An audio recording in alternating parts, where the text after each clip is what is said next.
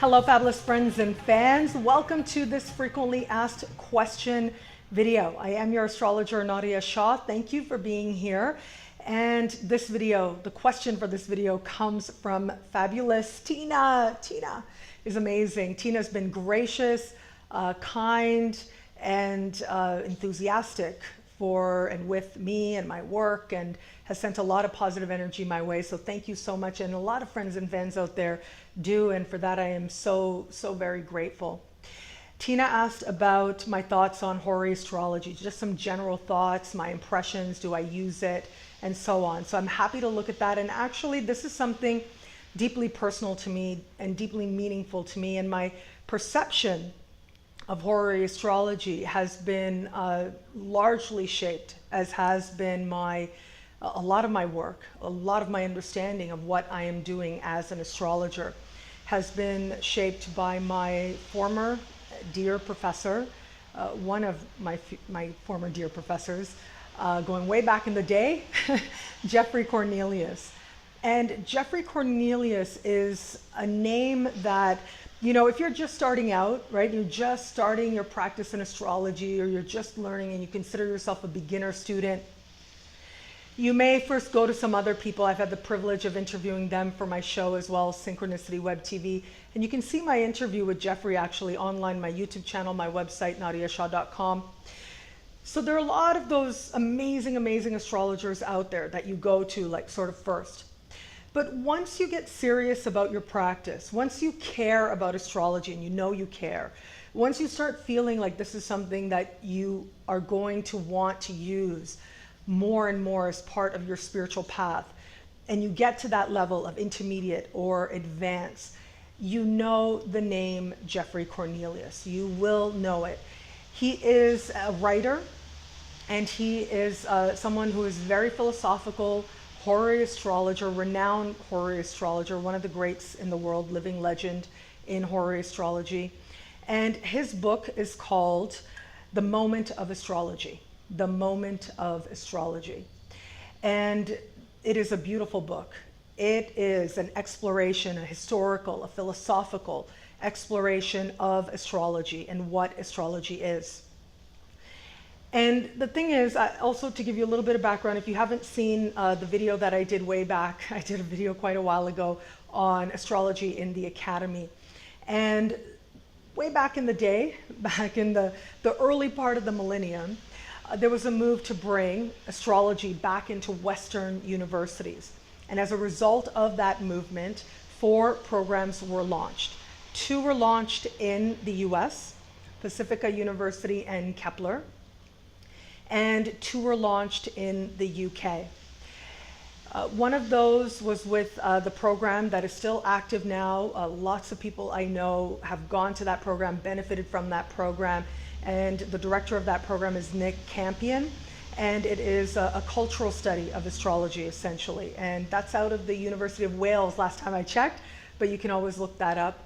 I've met Nick Campion a few times. He's an amazing person.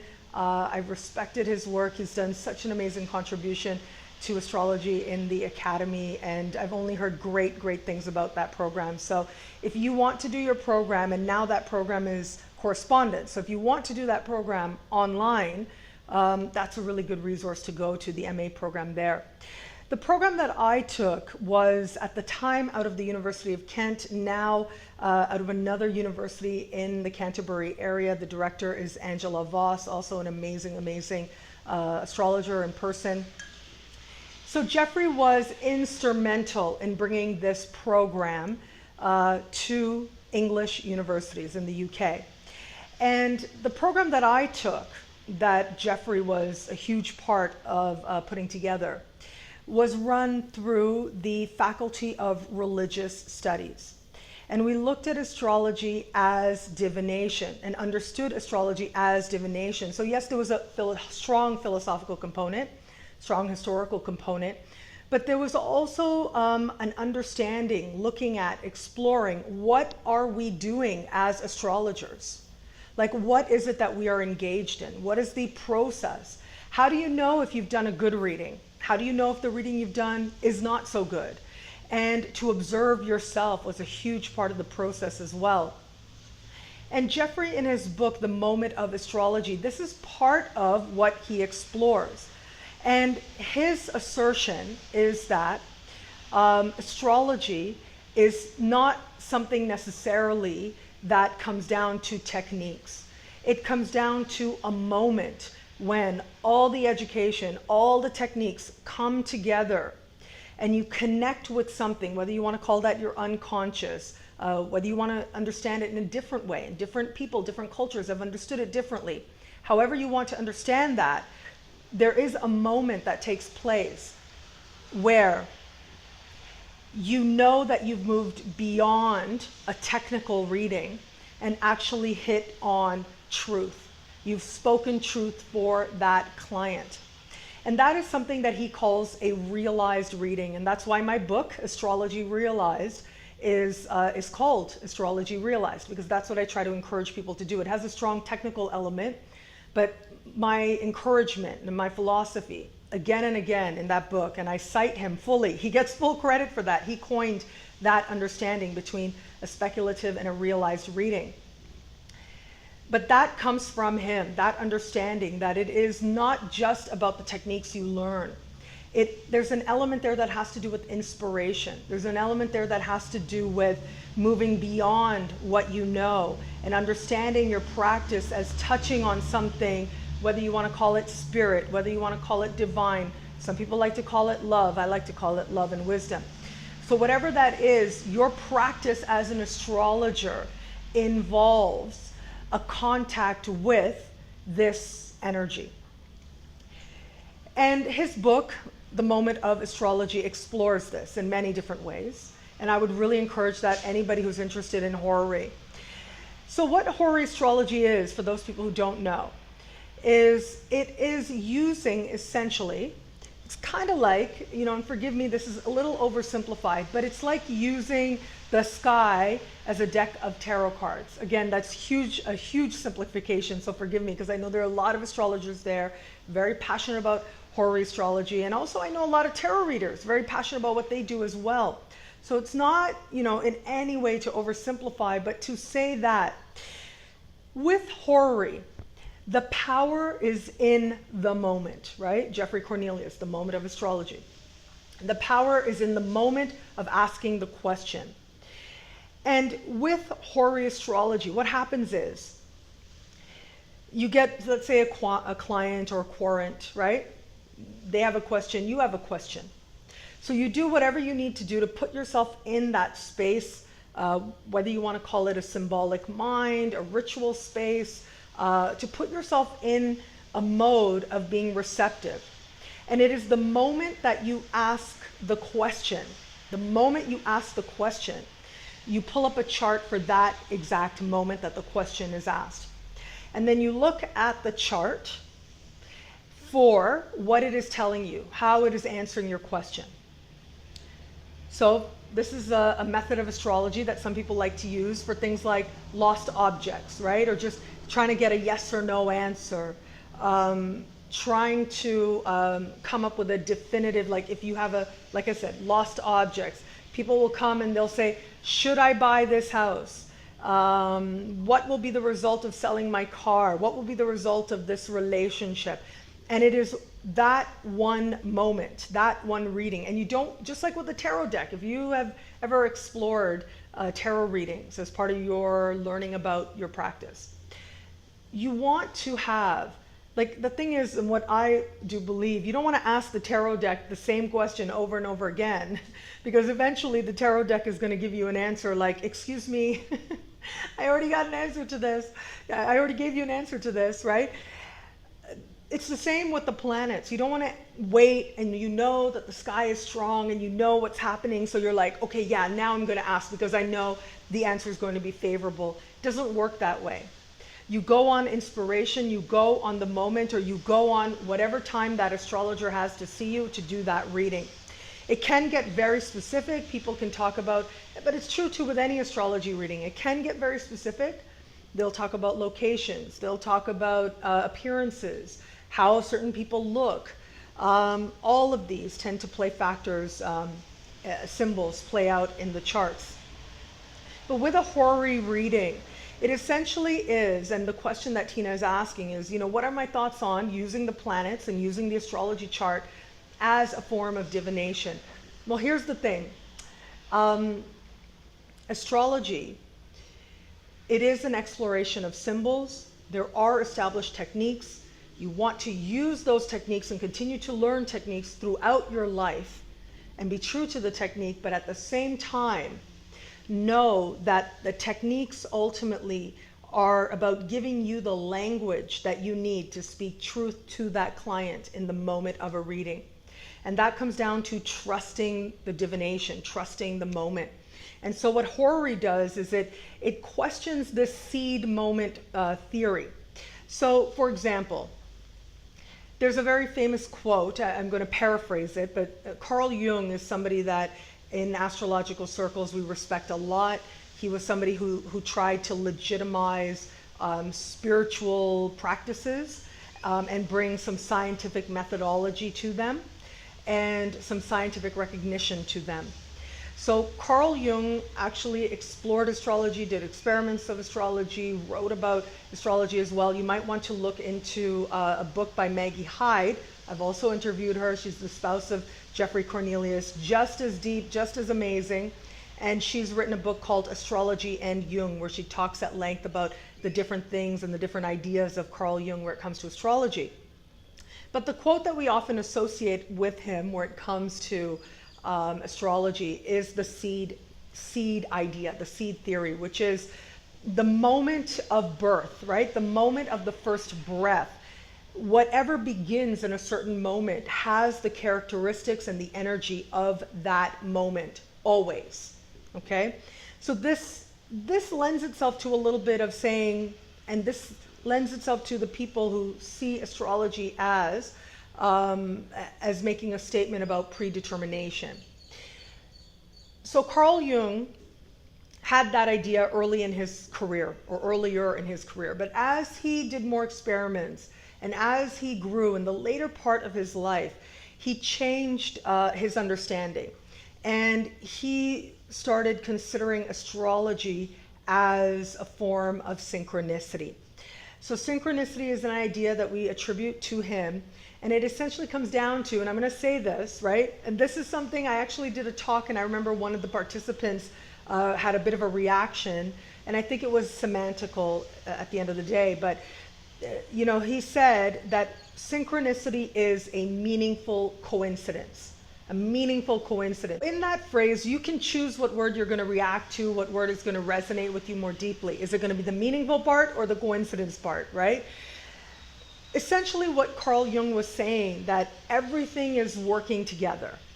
And what might seem on the surface unrelated can actually be something that is deeply connected and can provide you with a catalyst, an insight that makes all the difference. And essentially what he was saying with that is that all of life is constantly speaking to us to get us to be aware of ourselves, of our learning, of our growth, to help us to become more aware of our place in the universe. And that's how he understood the moment of astrology. That's how he understood towards the later years of his life and the later years of his work. That's how he came to articulate and understand the practice of astrology. Still meaningful, tremendously meaningful, and he's got lots of stories of interesting synchronistic things that occurred in a therapy session. Where there's one very famous story where this woman comes in and she goes at length talking about having a dream about a golden beetle, and at that moment a beetle showed up in the window and demanded some attention. And so that was a way that her unconscious was trying to speak to her conscious world. So that right there is synchronicity. And that happens in a million different ways every single day if we're willing to observe life from that lens. And so as a practice of synchronicity, astrology as a practice of synchronicity is just not about the symbol and the planet, but it's also about us observing it. It's about the astrologer. You can't have astrology without the astrologer. And you as the astrologer are going to bring your whole self and your whole world view to that moment of a reading. So Horary Astrology It essentially, what it's doing in a quiet philosophical way, which I think is one of the greatest reasons I practice astrology, is because of the philosophical assertions it makes. It makes the assertion that the universe is meaningful, that there's a meaning and a purpose to your life, that there's order. Even when it seems chaotic, there is a perfection and an order playing out. And I like being a part of that philosophical assertion in the world. I think that's something that we need. And I think that that is something, and that urge is something very human, and is why astrology has survived to this day. So Horary Astrology exemplifies this idea of astrology as divination, as a practice of synchronicity, as a moment where you are either sitting with the chart or you are with an astrologer who's looking at the chart and the question has been asked, and it is in that moment that you are going to get the answer that you are meant to, an answer that hopefully will provide you with a synchronistic moment. And I mean, I have heard people have huge success, have sworn by Horary Astrology, and it has a certain beauty to it, absolutely. And I think that there's a lot of value to, at the very least, if you get serious about your astrological practice, to being open to exploring. And there are a lot of incredible astrologers out there who do practice Horary Astrology, who write books on it, and really have made an impact and a positive contribution to the world of astrology. I'm also thinking of Deborah Holding as well. She's an incredible person. I've also interviewed her as well, and there are other up and coming amazing astrologers out there in the Horary world. The other thing with Horary Astrology that I wanted to share is that it does have some very strict rules.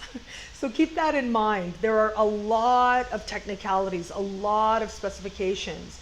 And that can be great, right? Because it comes down to you trusting what the symbol, like going to the symbol exactly. And while there's always that element of divination, which is an element of intuition, at the same time, there are some very clear-cut rules where it comes to understanding the astrology chart and the symbol playing out.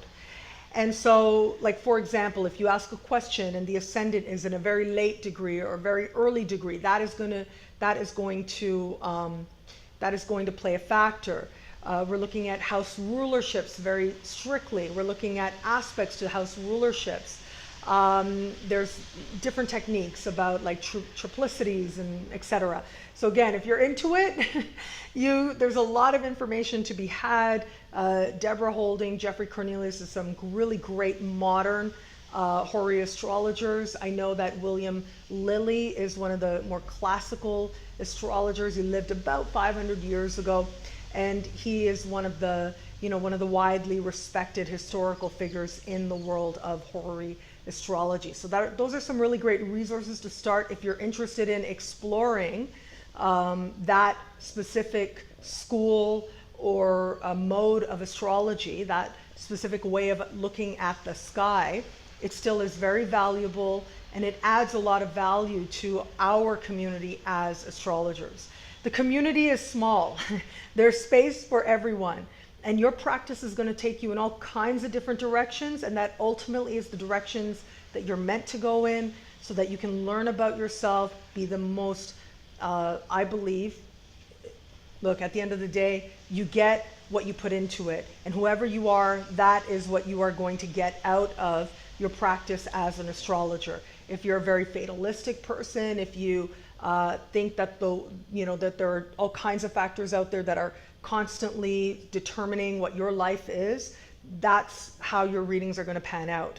But if you are a person who believes that the universe is conspiring to bring out the best in you, conspiring to get you to embody greater love and greater wisdom, as I believe, then you're going to look at the sky differently. And the same holds true with a Horary chart and a Horary reading as well.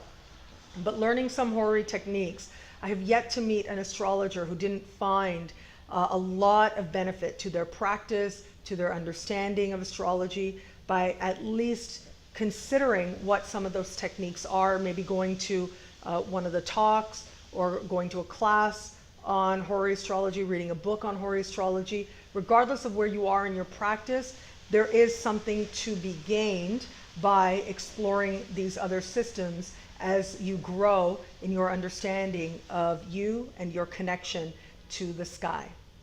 But I will stop there. Thank you so much to all of you out there for your amazing questions. Please keep them coming. Facebook, Twitter, Google+, my website, nadiyashah.com, and the YouTube comments as well. I absolutely love them. And thank you so much for your trust and this moment with you. Until we connect again, take care.